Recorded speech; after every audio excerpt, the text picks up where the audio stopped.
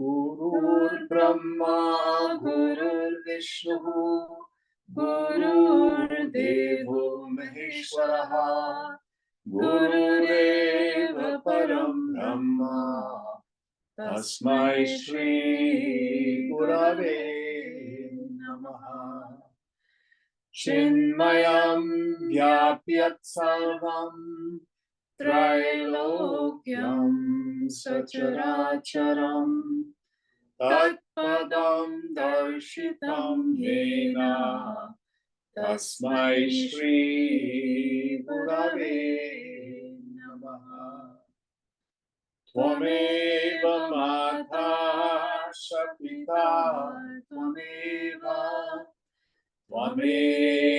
Bandhuscha Sakha Tvameva Tvameva Vidyanaravinam Tvameva Sarvam Mama Deva Deva Tvameva Sarvam Mama Deva Deva.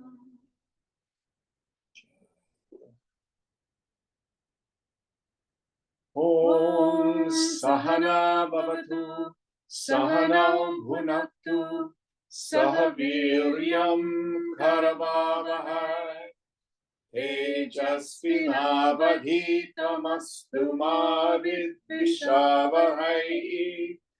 Om Shanti Shanti Shanti.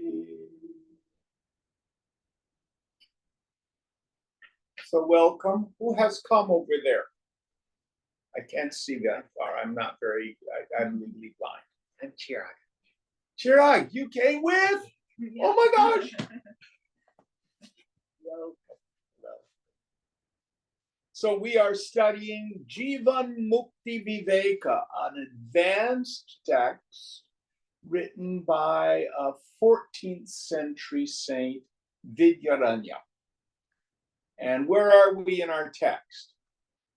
We're on page 38, and I believe the top of the page. No, the bottom. Oh, bottom. Okay. Can you help us out? Yep. Vasishtha. Yasmano dvijate loko lokano dvijate chayaha. Harshamarsha bhayan muktaha sa jivan mukta uchyate. Adhikshepata danadava pravritta tattvadeta smalaloko no dvijate. Ata evaita smilan lokasyapya dhikshepadya pravritteha kasyachit dushtasya tat pravrittapageta chitte tadrisha vikalpanudayachaya mapi no dvijate. Vasishtha. The Jivan Mukta is he who does not frighten the world, nor is he afraid of the world. He is free from joy, anger, and fear as well. Because he never goes to insult or beat others, so the world is not afraid of him. For this reason alone, no one does any such thing to him. If ever any wicked fellow does indulge in such activity against him, he remains unperturbed, since such things cannot bring about any transformation in his mind. So Vidyaranya here is quoting significant sections from Yoga Vasishta. Very interesting that he seems to be fond of this text, as am I. So, what is he talking about? Again, we think of these kinds of shlokas with two dimensions. The first, what is the texture of the mind of the Jivan Mukta? You're familiar with this term, Chirag? Okay. So in the scriptures, we have two ways of approaching the notion of liberation. There's being Jivan Mukta, liberated while alive, and there's Videha Mukta, liberated beyond the body. So we'll take the second one first.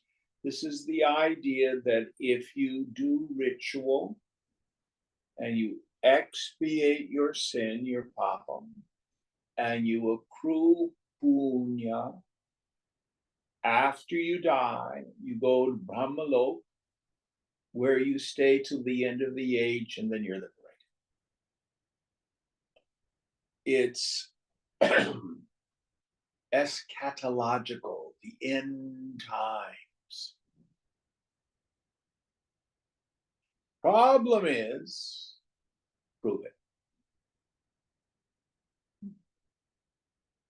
Well, it's the Shruti. And who said Shruti's true?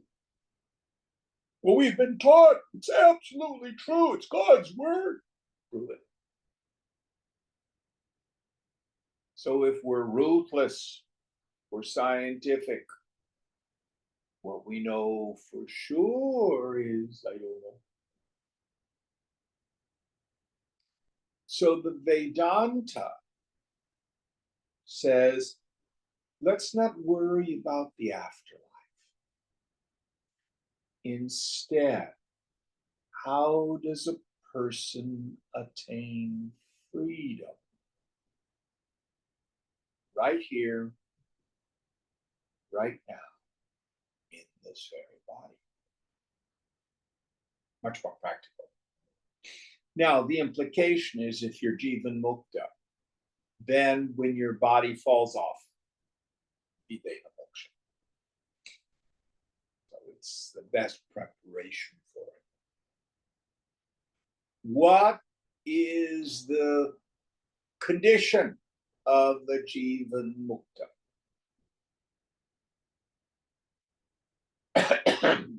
Because of the sadhana they have done.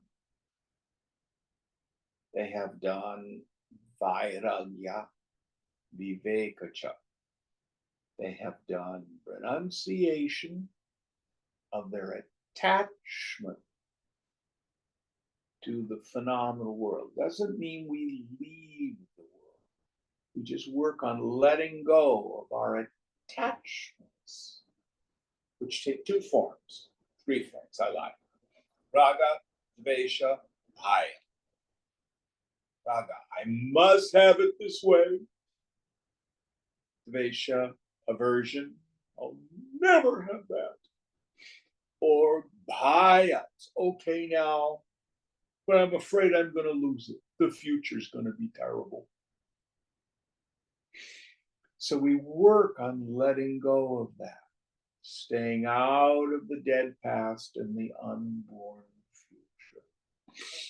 And then engage in Drik Drishya Viveka, the discrimination between the seer and the seen, between the subject and all the objects. I'm not the body, I am the knower of the body. I am not the prana, I am the knower of the prana. I'm not the manas, the mind with its feelings and judgments. I am the knower of it. I am not the thoughts of the buddhi, the intellect. I'm not even the ego thought, the ahankriti, these ideas of self. I'm not even the pure ignorance of deep sleep. Oh, who am I? Chit Akasha, the space of pure awareness. Now, I've always been it. I just didn't know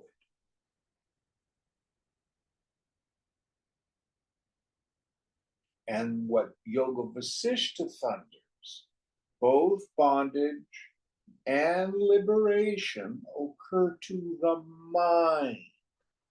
The self is ever free. It is not the self that gets liberated. It's my stupid mind. What is my bondage? Nothing more than the deeply rooted conviction that I am bound.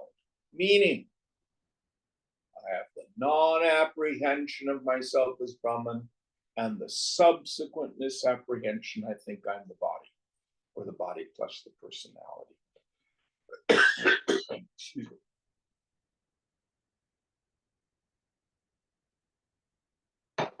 What is liberation? It is the deeply rooted conviction in the mind, based on direct experience. Not that I'm a knower of Brahman, that I, the individual, am now a Mahatma. Aham Brahmasmi, I am Brahman. I'm that ground being. Chidananda Rupaham, Shankara says. My form is bliss consciousness. And this is transformative to the mind. This is transformative to the mind. Gives us two things. First, what I call existential freedom. The self in me, who I am, is inviolate. There's no danger. Nothing in the phenomenal world ever touches me.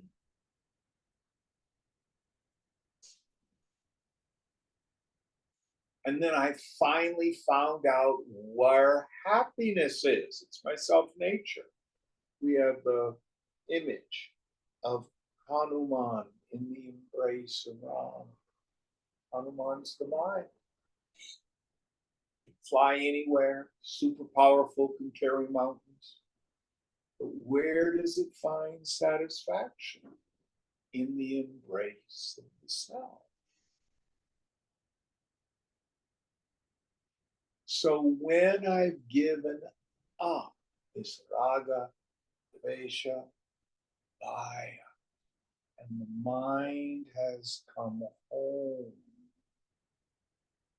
and I've let go of this deeply rooted conviction based in ignorance that it's people, places, things, and conditions that are going to make me happy, who have the power to upset me. This condition is called being Jivan. And so this is why Vasishta will say, quoted by Vidyaranya, dude, you're chill.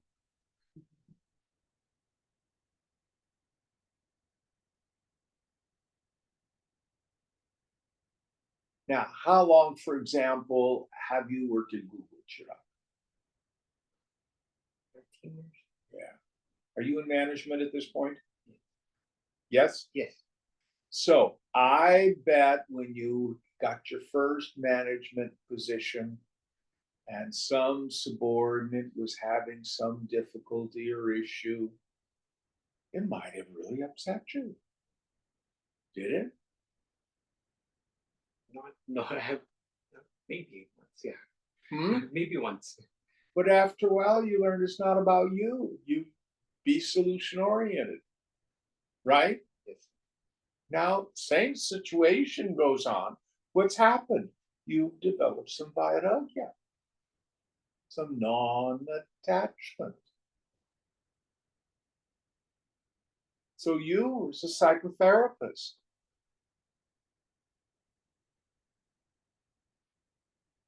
have you had the situation of having a client who's suffering and you can't do anything about it? Yes. And I suspect in early practice or in your practicum, you know, when you were in school and stuff, that may have upset you. Mhm. Now, when you come to terms with your powerlessness, makes you a little sad, but you can let it go, can't you? Yes? Yes. What's the difference? Vairagya.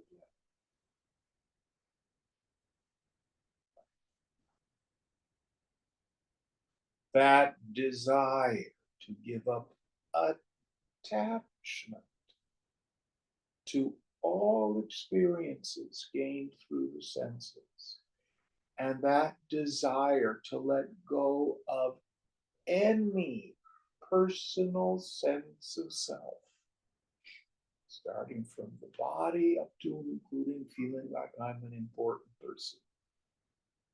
That's Vairagya. Viveka, that firm conviction in the intellect. But the self alone is real. Phenomenal world, Jagat Mithya. We can say it's conditioned reality.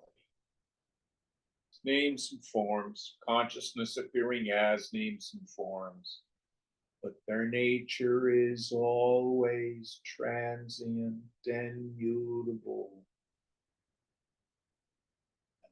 Forms themselves no inherent joy.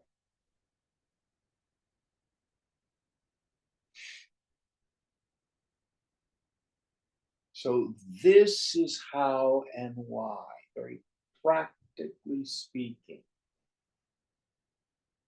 There's another one. So you folks were late coming today, right? Mhm. So you're driving up the freeway. I'm sure you planned on being on time, didn't you? Yes. Run into traffic? No parking. No parking. So I'm sure that you could have said, "Oh my God, we're going to be late." But then you can let it go. You get here when you get here.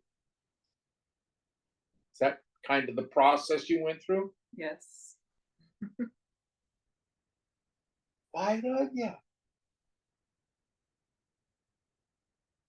The anxiety and worry didn't find you a parking place, did it? No.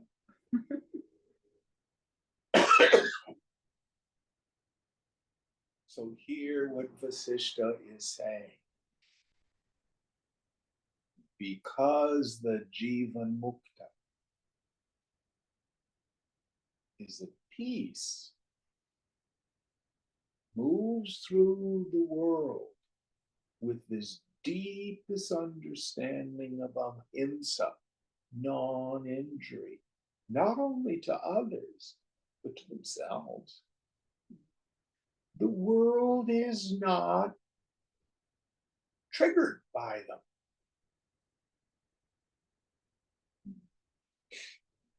And even if they are, because they're bringing their own stuff, we can hold sacred space. So, for example, when you're seeing a client, they come into the counseling session. You're an evil therapist. You ever had that happen? Not yet. But what do you do when they project? When they have transference? You hold space, you bring awareness to it and don't take it personally. Yeah. So Vasishta's saying, why don't you try moving through life that way? Is this making sense, Chirag? Yes. Yoga is immensely practical.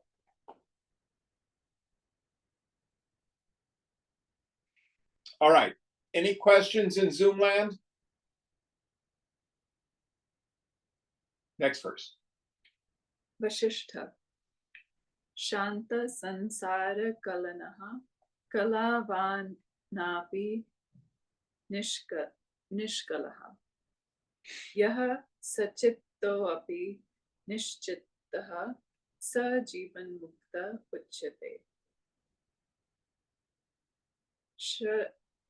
Shatru mitra mana vamanadi vikalpaha sansara kalanaha shanta yasya saha. Chatushashti vidyaha kalaha tatsadbhavo bhave api tadabhimana vyavahara yor nishkaltvam chittasya swarupena sadbhave api vritya nudayanischittatvam sachintopi nischintaha iti pathe vasana vashadatma dhyana vritti sadbhave api lokik vritya bhavani chittatvam. Vashishtha. The Jivan Mukta is he who is free from all worldly behavior, who, though skilled in arts, is without any, who is, as it were, without a mind, though having it. Friend, foe, honor, dishonor, etc., all these alternatives are but the ways of the world, which are no more in him.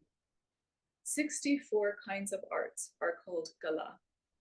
Although he is accomplished in them, neither he uses them nor he is proud of them. So he is as if without them. The mind as such is surely with him, but because of the absence of any modification, he is as if without it.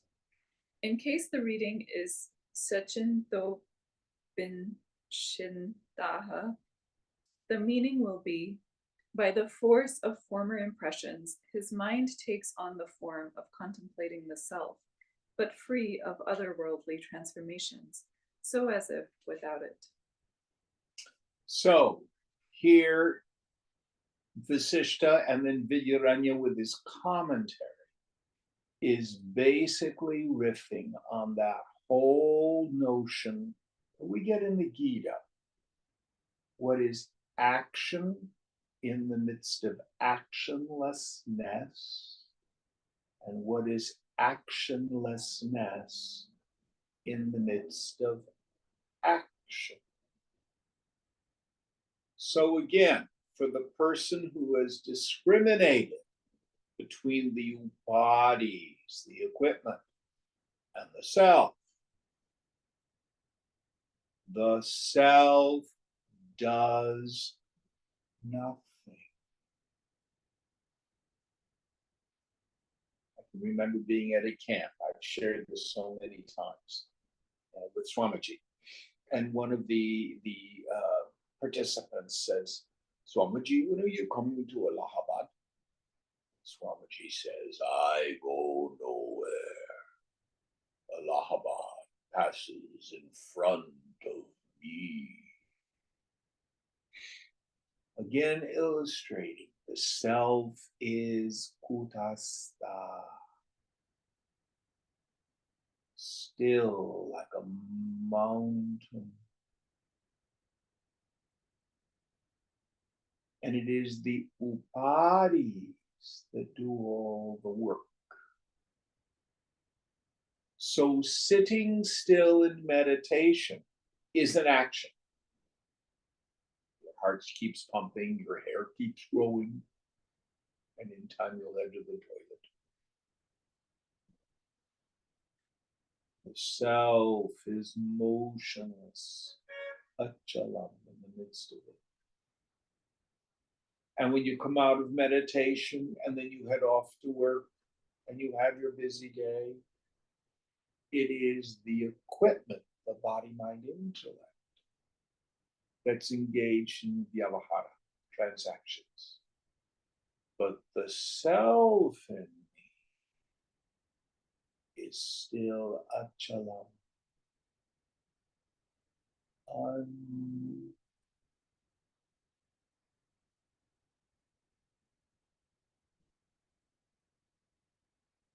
So what the woman or man of knowledge has done is shifted that sense of identification. Now, let's talk about the mind.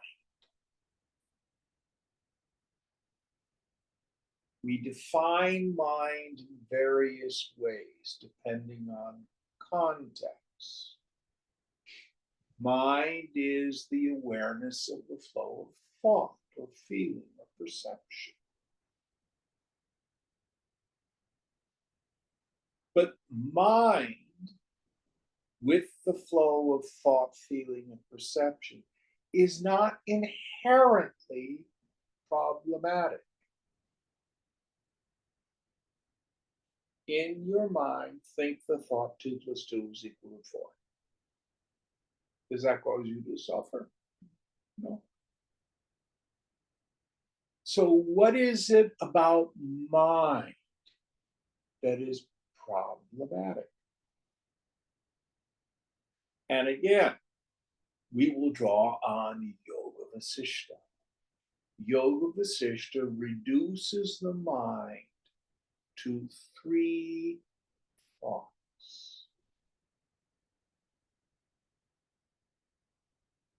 First, Jiva Bhavana. I think I'm a person. With that feeling that I'm an individual, I'm the body, or the body plus the personality, is an inherent feeling of limitation. I'm restless, I'm discontent. I'm under the throes of kama, desire in some form. Then the mind posits some goal. It can be external. People, places, things, and conditions. I need a different job. I need to make more money. I need to go here or there. I want the people in my life to behave differently.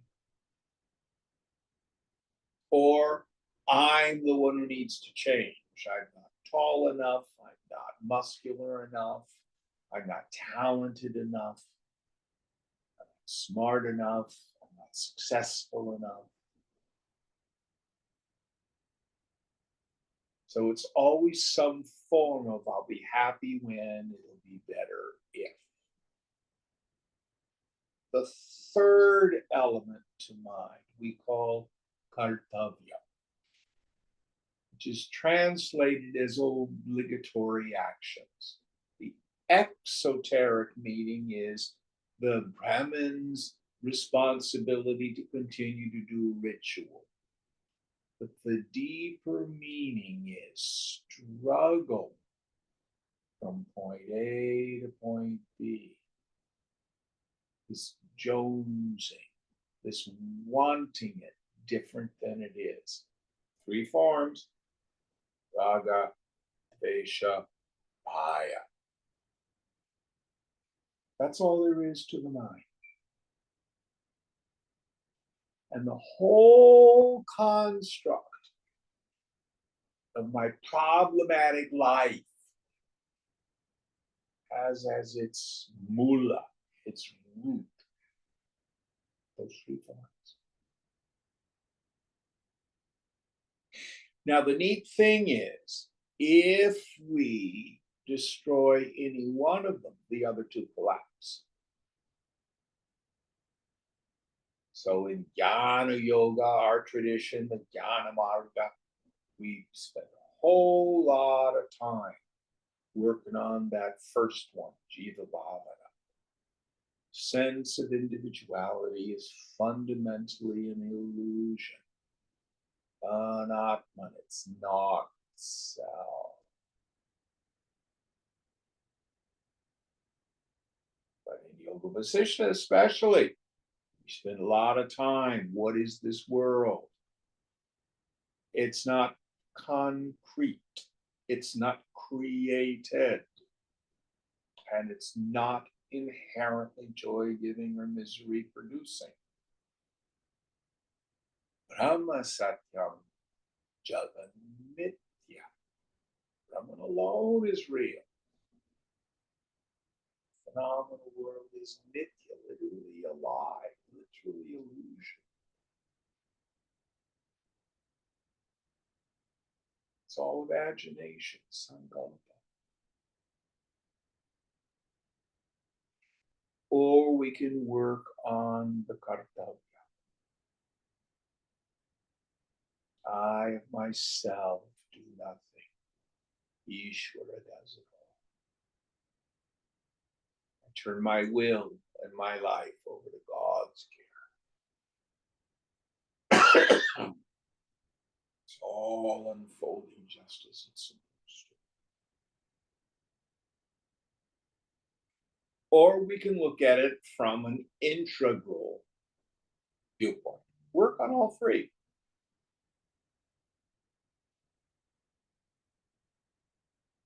But those are the three thoughts that are problematic.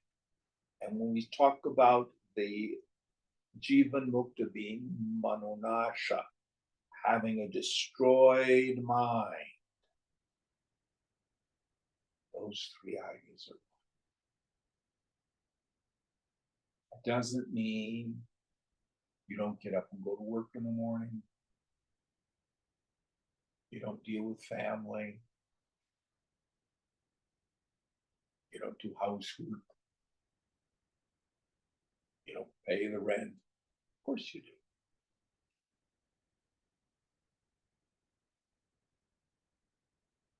You see it like a dream. Deeply rooted in the understanding.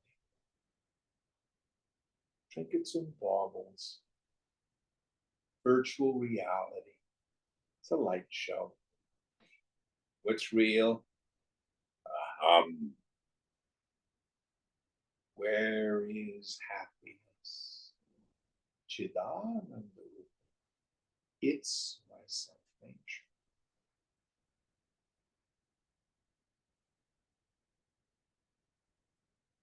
This keeps the mind from extroverting into the world with this spriha, this longing, this jonesing. I must have it different, which is my suffering.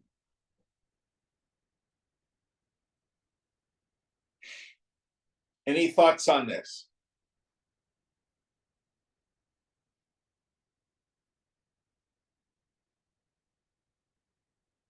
All right, next verse. Vasishtha. Ya samastartha jateshu vyavaharyapi shitalaha pararthoshviva purnatma sa jivan mukta uchyate. Paragrihe vivaho savado swayam gatva pratpritye tadiya karyeshu vyavaharanapi labha labhayo harsha veshadarupam buddhi santapam na prapnoti yatha evamayam muktaha swakarye api shitalaha.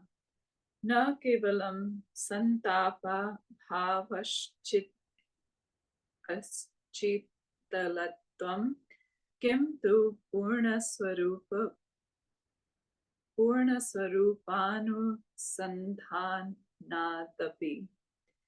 iti jivan mukta lakshanam. Vasishtha. The Jivan Mukta is he, although dealing with all sorts of things, remains cool, as if the matter concerns someone else, and he, whose self is whole. As one having gone to someone else's house on some occasion, such as marriage, etc., and to please him, partakes in the activities there personally, and remains unaffected by the joy or sorrow caused by gain or loss. Similarly, the liberated one remains cool even in matters concerning himself. He is cool not only for the absence of anxiety, but also for the awareness of his self as complete whole. Thus far, the characteristics of the Jivan Mukta. Yeah. So the term here is shitala, coolness of mind. Chill. So the Jivan Mukta is chill. They see the activities of the world, including the involvement of their own body, mind, intellect, as just the turning of the wheel of karma.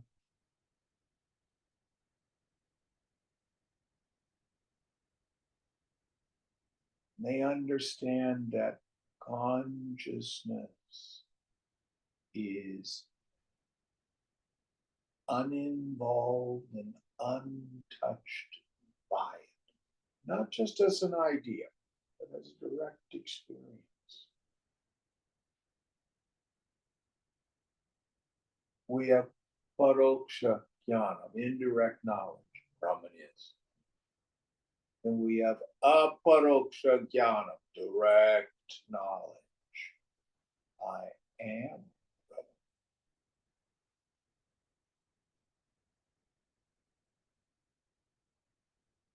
So you go to a friend's wedding and you see the younger brother get drunk.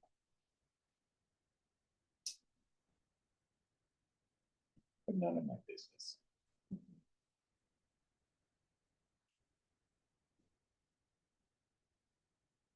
And we look at the interactions that happen to our own equipment. Same kind of detachment.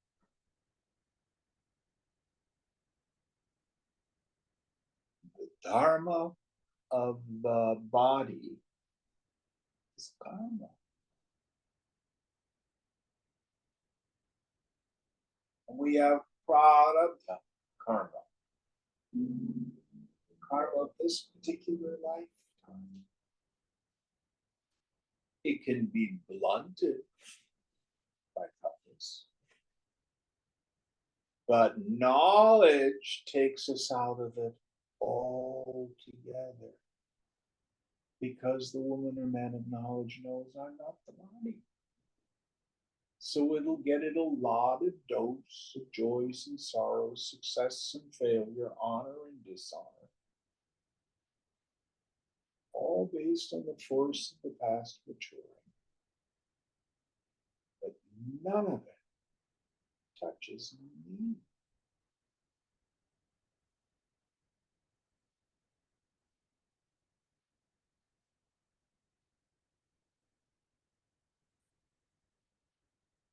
So this grants a person enormous peace.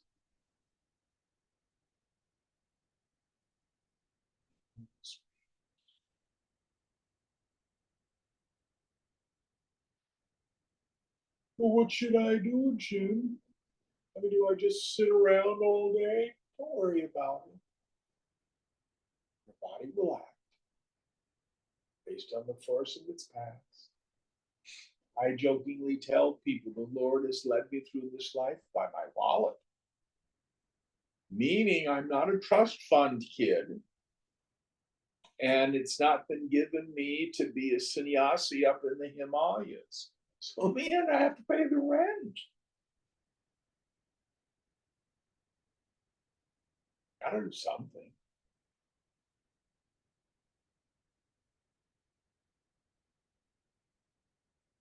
You have a right to do something you enjoy. Most of the time.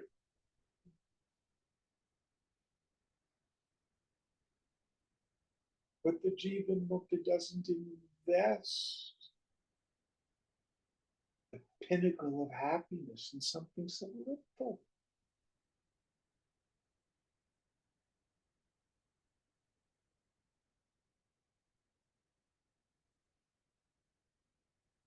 There are all sorts of corollaries to this idea.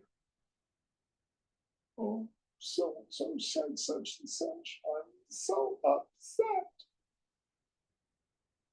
Nobody has the power to make us feel anything.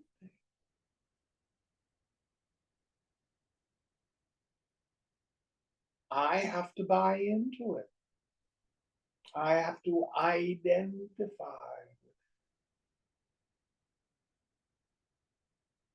Then it becomes my klesha. It's my problem, not theirs.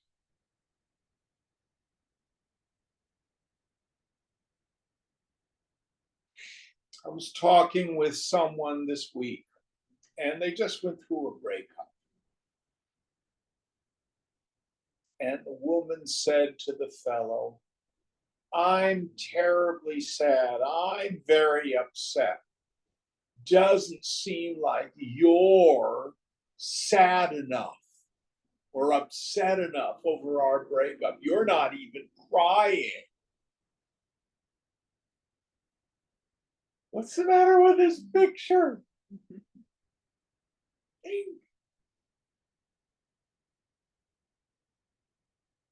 I've decided the way you should feel. It's nuts. You're feeling wrong.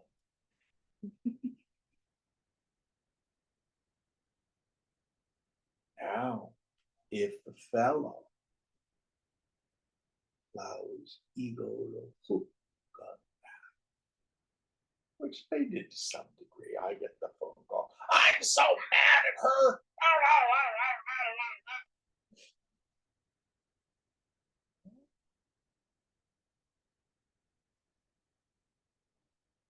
What might have been a better strategy? I'm sorry you're upset.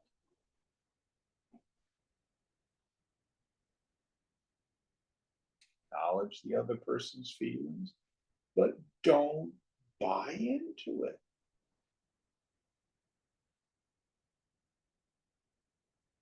Nobody has the power to make us feel anything.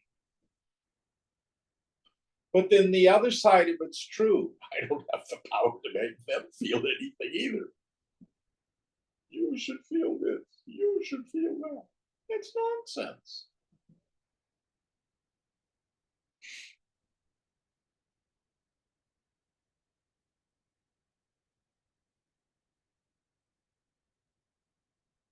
How do we achieve that kind of peace and serenity? Abhyasa vairagya.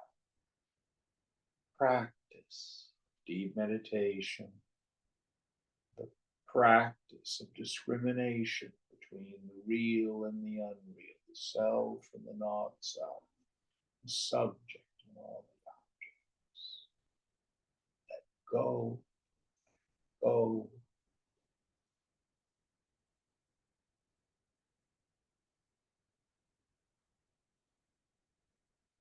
Any thoughts on this?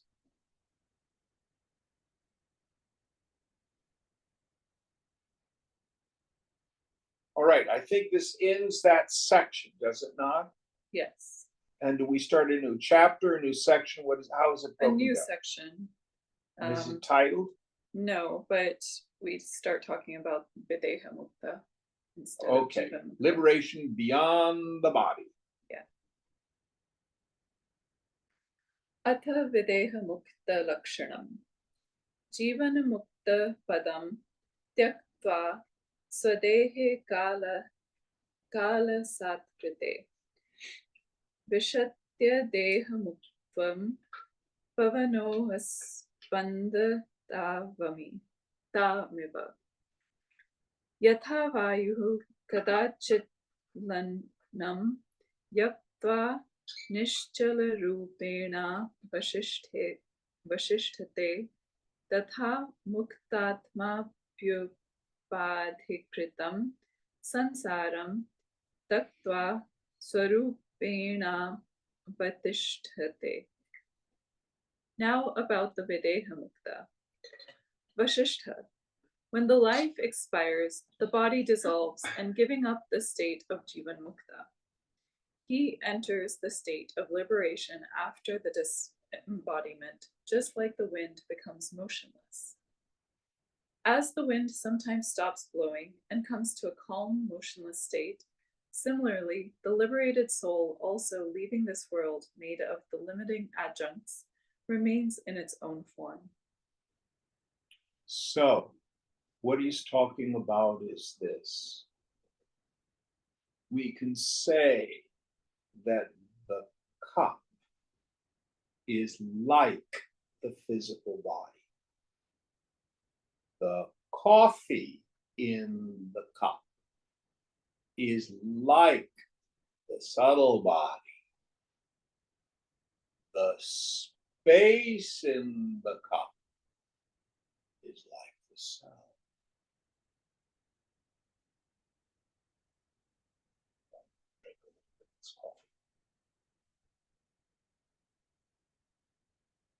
Magic trick.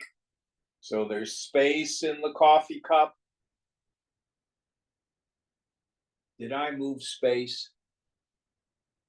No. Is there really space in the cup, or is the cup in space? The cup is in space. Now you have to use your imagination here. This is really difficult. So pay attention to the space in the cup. Let's imagine the cup. I drunk all the coffee, and the cup is broken. How do we manage that space in the cup? Do we have to grab it real quickly so that it's safe? What happens to the space? Nothing. There's a relationless relationship with the cup. We call it cup space. Space is just space. Now, what is reincarnation and what is its cause? In the end, the physical body is an instrument for the garnering of experience, for the fulfillment of desires. So if I desire to go from the San Francisco Bay Area to Hawaii, can I take the train? Yes, no? No. Why not? So you have to cross an ocean. It's not. So you need an airplane or a boat. That's the appropriate vehicle. Antithetically, if I want to go from here to Muir Woods, can I take a boat? Yes, no? Maybe. No. Gotta try. The appropriate vehicle. So the body that you and I have this lifetime is the vehicle we have chosen for the garnering of experience, satisfaction of desire. always rooted in this idea. Last lifetime. Well, it might have been better if. Now, you don't need to believe in the doctrine of reincarnation. It can all be boiled down to one life. I don't like my apartment. It'll be so much better if we get a different apartment. Oh, we should not live in an apartment. We should buy a house. I don't like the Bay Area. Let's move to Portland. It'll be better in Portland. I don't like working at this job. I'll go work with that job. Or I don't like my spouse. I need a different one. Isn't that the way we think? I'm discontent. I'm restless. Something wrong. And I think changing the world, circumstances, or changing me is going to fix it. This is the karma chakra, the wheel of karma. This is samsara, the web of the world. The Jivan Mukta has broken that. So the cause for reincarnation has been stopped. All that's left is the residual energy of this one lifetime. So for the person in ignorance, when the body falls, the subtle body goes to some loka. If they've been basically a good person, some form of a punya loka. If they've been a rascal, they might go to Papalo, Naraka. But both of those states are temporary. When that energy runs out, then Manushya-lok, back to this world to work it out again. But for the woman or the man of knowledge, when the prarabdha, the karma is gone, physical body goes back to the elements. They either stick you in the ground or fry you, burn you up. Become food for worms. And the subtle body dissolves back into the subtle element. What's going to happen to me? You go nowhere. Think, just in this lifetime. If you have a photo album, you can look at a picture of yourself when you were a small child. 5, 6, 10, 15. Do you guys have photos of yourselves at that age? Yeah. Yes. Where did those bodies go? Down the toilet and down the drain, literally. Gone. I know you're from Dallas. Are you also from Dallas? Yes. Yes.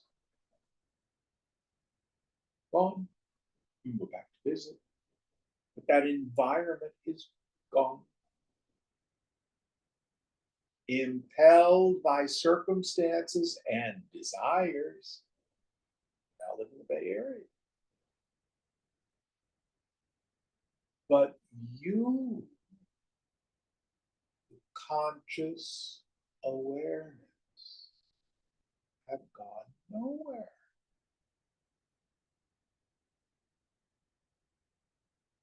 Now, Mark Deming out there in Zoomland, he can probably identify with this because he and I are about the same age.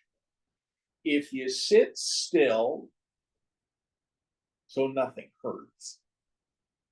You don't feel any differently than you did as a teenager. I don't know if you guys are old enough to have that experience. Do you at times? Yes. Yeah. Why? Because you are ageless. Age only appears when you start to identify with the body.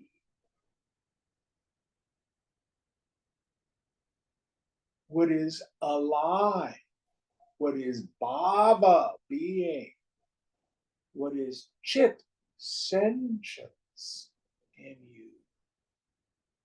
Is ajati, unborn.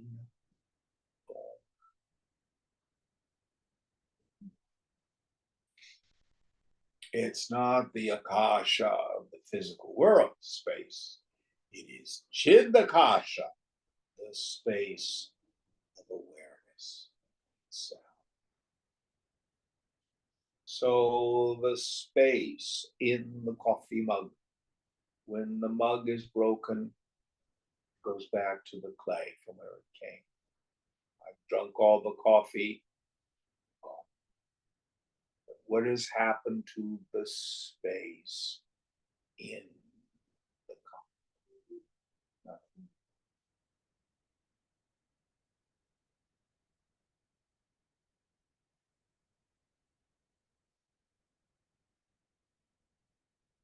Now,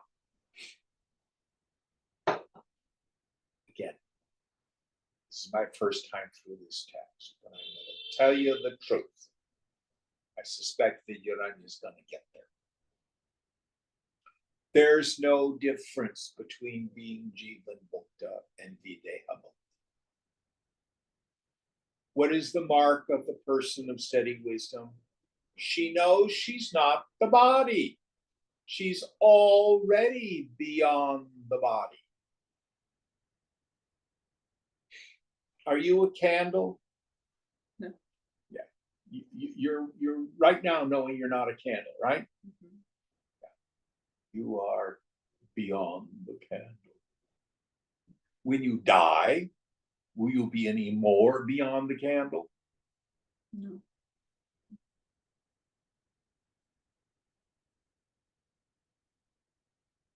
So from the viewpoint of the ignorant, we look at the equipment of the Mahatma.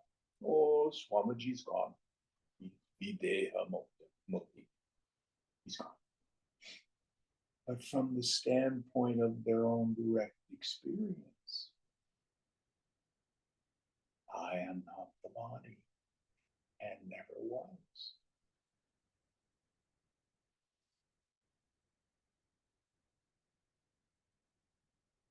Any thoughts on this?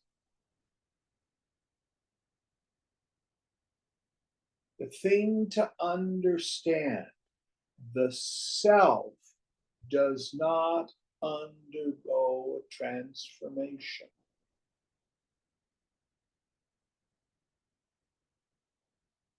The self is sthita, still, established. It's the equipment by my intellect that undergoes change. And that change, the equipment is enlivened by the self, but it never touches the self.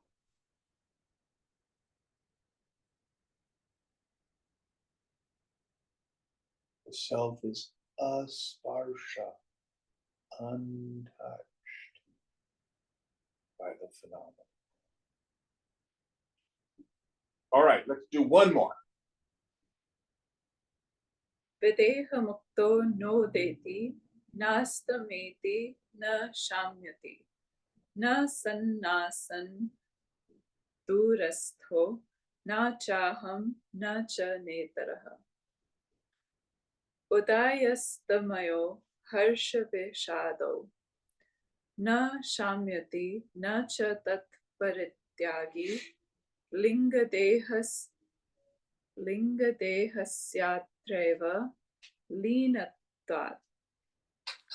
Sadvachyo Sadvachyo Jagate Duravidyam Mayova Dhirna Pragyeshwaraha As Asadvachyo Napi Bhutabhautikaha Na Durastha Ityuktya Na Mayatitaha Na Chetyukta Sthula Bhuksa Mipastho Api Nishidhyate Aham Na Cheti Na Samashtischa Netara Iti Na Vyashish Vyashishcha Vyavahara Yogyo Vikalpaha Koapi Nastityarthaha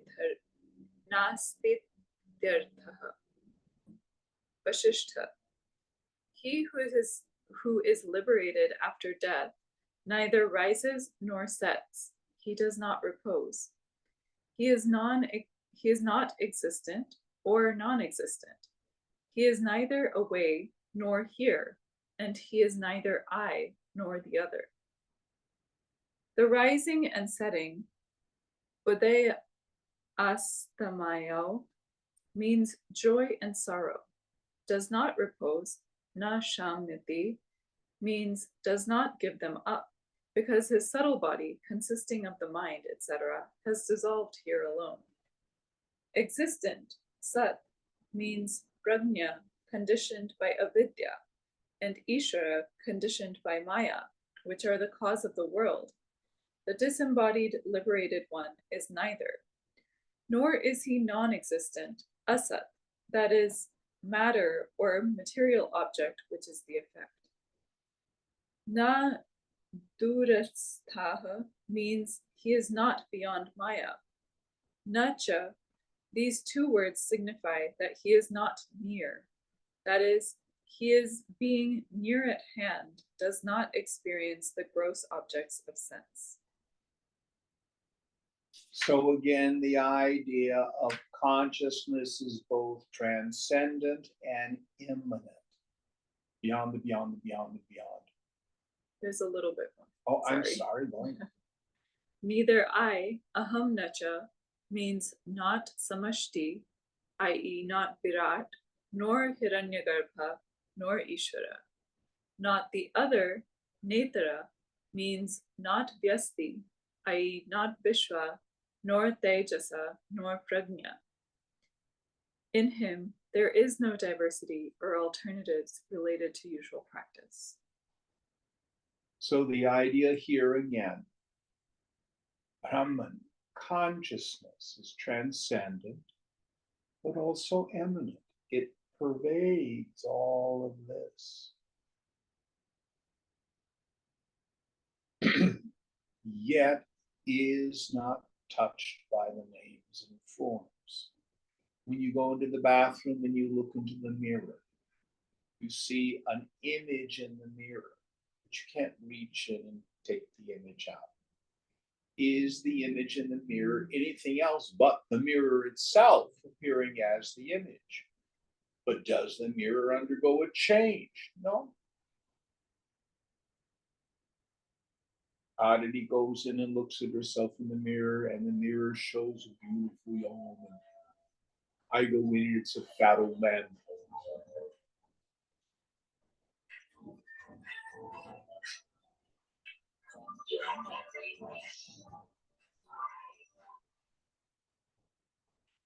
So the mirror pervades the images, but it's never touched by it. So also consciousness pervades this world, but is never touched by it. When the Mahatma dies, physical body gone, subtle body gone. Can't say that they're non-existent, because the only thing that really exists is consciousness anyway.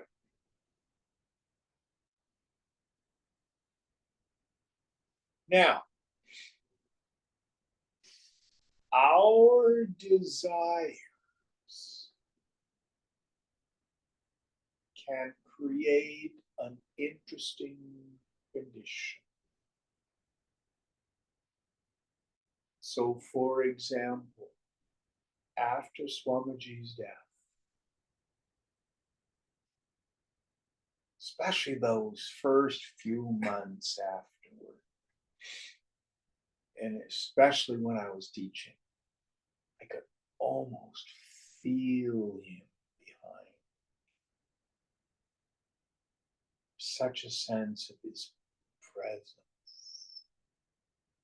Many people will have Swamiji come to them in a dream state, or other Mahatmas. Oh, Shirdi Sai Baba came to me. You may feel the presence of a saint. Is there some form of the subtle body that remains? A punya loka that we can feel and tune into.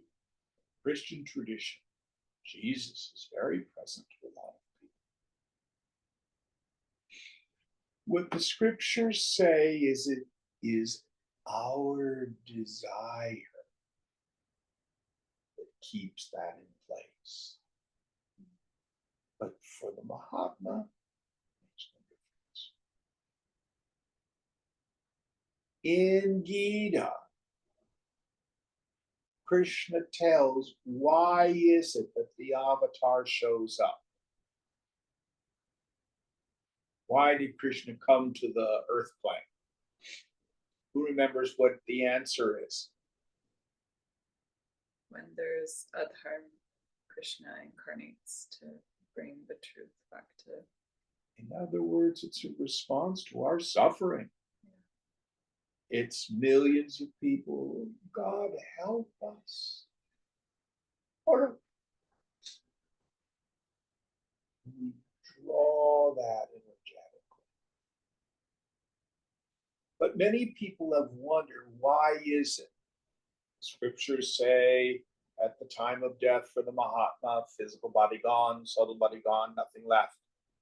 Yet some of us will feel the presence of the Mahatma. It's our longing. Keeps that.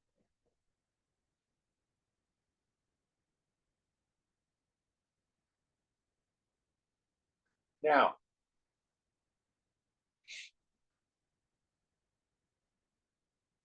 the mark of the person of steady wisdom is they know they are not the body.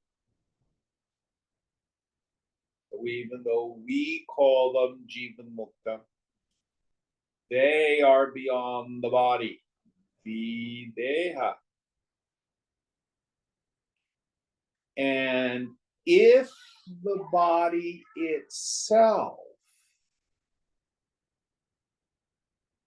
is nothing fundamentally real, if it is just sankalpa, imagination,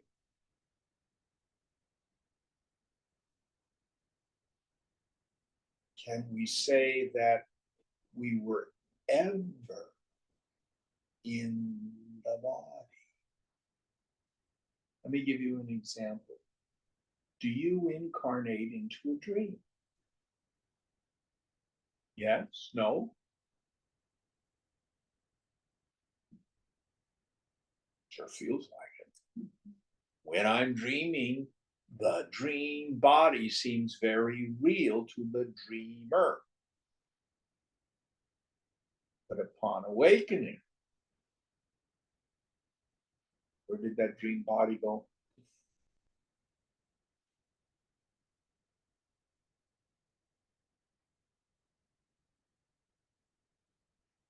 Or as Krishna says in Gita, I am not in them. They are in me, and they are not even really in me. Behold my divine Maya, the support of it all.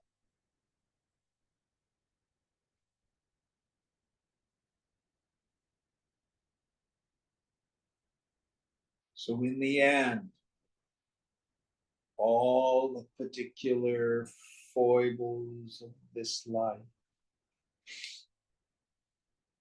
and all the memories or the things you may have learned about previous lives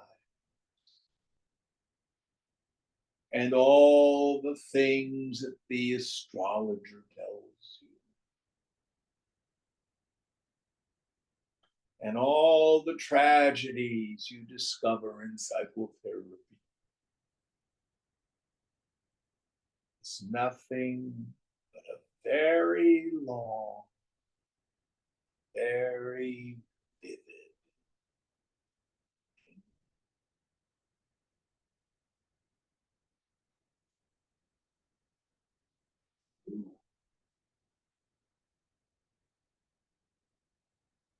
Kudasta, still established.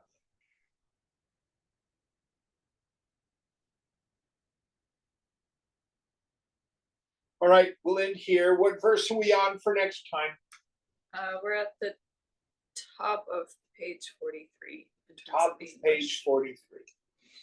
Om Purnamada Purnamidam Purnat Purnamudachyate Purnasya Purnamadaya Purnameva Vashishyate.